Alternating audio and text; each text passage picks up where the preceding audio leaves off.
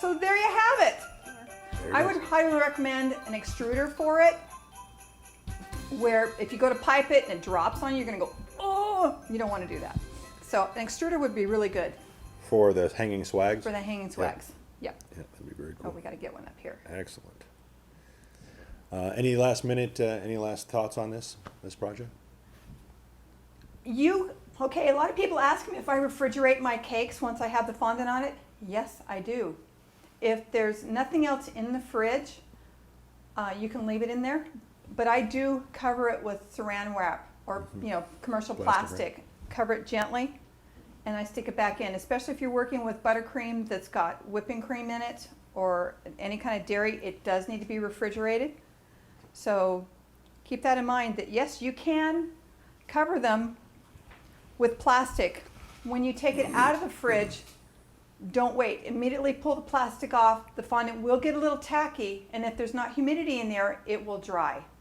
It'll eventually dry. Just don't touch it because you'll leave a fingerprint, okay? So just 2 layers of plastic wrap, but no foil? I just do one. One layer of plastic wrap. So in the refrigerator, it's just 1 layer of plastic wrap, but no foil or anything. That's just for longer stuff. Okay. Yep. That's an excellent tip. It keeps the fondant soft because you don't want people to go, the fondant was hard. Yeah. You want it to stay soft. Once you get it there, it's going to crust enough from the length of time it's sitting at the party. But for decorative purposes, like this one, I brought this one covered in plastic. I wanted to keep it soft. Okay? Excellent.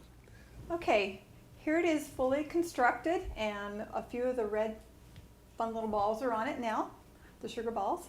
And I bet you can't even tell where the front or the back of the tree is. That's what's nice about this. It can be a centerpiece or it can be a cake. It just 360, it's fantastic.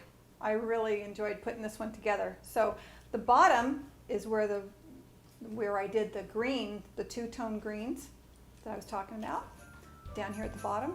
And then it started the white. I wanted to give a differentiation so that you guys could see that.